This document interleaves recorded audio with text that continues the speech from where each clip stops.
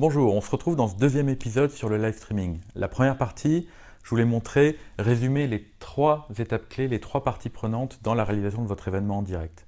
Maintenant, on va se concentrer sur la première partie, vous.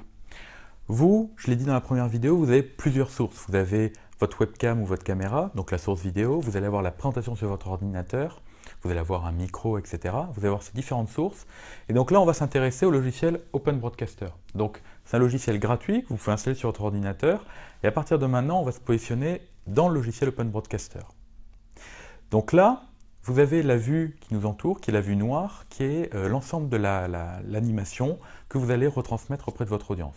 Donc la première chose, là j'apparais en plein écran, la première chose c'est si vous voyez mon flux vidéo que j'ai choisi au travers des sources, je vais y revenir, j'ai une petite poignée et je redimensionne ma vue pour me positionner dans un angle de la vidéo.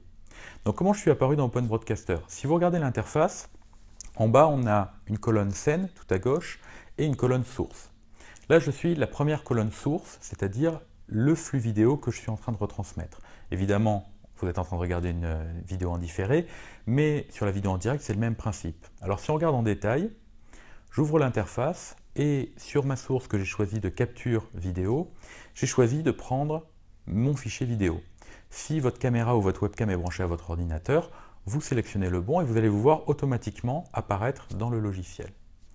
On valide et donc vous avez la vue vidéo qu'on a redimensionnée auparavant qui apparaît dans le logiciel. Et là, l'idée va être en fait d'ajouter des sources.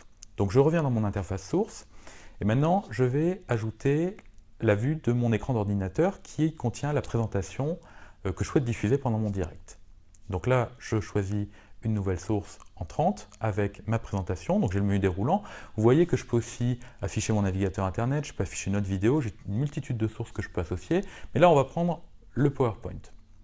Ma troisième source, pour faire mon animation, c'est une image parce que mon organisation, j'ai envie de mettre mon logo en haut à gauche dans la présentation. Donc je fais une troisième source qui est une image que je prends depuis mon ordinateur. Là, l'interface me propose de le charger depuis mon disque dur. Je choisis mon image, vous voyez qu'elle apparaît et je la redimensionne. Maintenant, je redimensionne l'ensemble de mes éléments et je les glisse, dépose sur l'interface pour avoir le rendu que je souhaite diffuser auprès de mes audiences. L'idée, c'est de cumuler plusieurs sources et de les afficher les unes après les autres ou de rester en plan fixe. L'idée qu'on vient de réaliser, c'est qu'on a composé une scène qui apparaît sur la gauche du logiciel que vous avez en bas ici. Ceci fait, mon animation est prête. Mon animation est prête, ce qui signifie qu'en tant qu'animateur, je peux parler, on va avoir ma vidéo qui va apparaître en haut à droite de l'animation. On va avoir ici ma présentation que je vais faire défiler. Donc là, c'est vraiment la vue de mon ordinateur. Donc après, je vais me positionner pendant la diffusion sur mon PowerPoint et faire défiler mes slides les unes après les autres. Et mon image que j'ai décidé de rendre statique. Cette partie-là est prête. Maintenant, on va s'intéresser à la fonction commencer le streaming qui se trouve en bas à droite de l'interface. La première chose, c'est de le paramétrer. Donc c'est l'étape où vous allez aller sur la plateforme vidéo et récupérer le flux vidéo, les coordonnées du serveur et du point de montage. Cette partie-là sera l'objet de la troisième vidéo.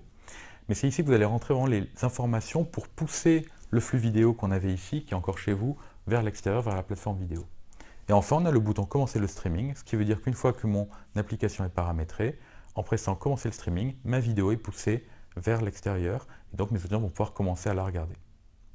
Donc l'objet de cette deuxième vidéo, c'est de vous montrer qu'Open Broadcaster, c'est très simple à utiliser.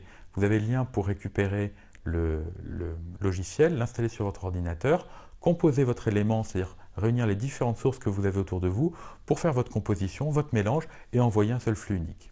Je vous retrouve dans la troisième vidéo pour laquelle on va s'intéresser maintenant à la plateforme vidéo et montrer comment on ouvre une session pour ce flux qui est prêt, que je suis prêt à diffuser, le retransmettre auprès de mes audiences.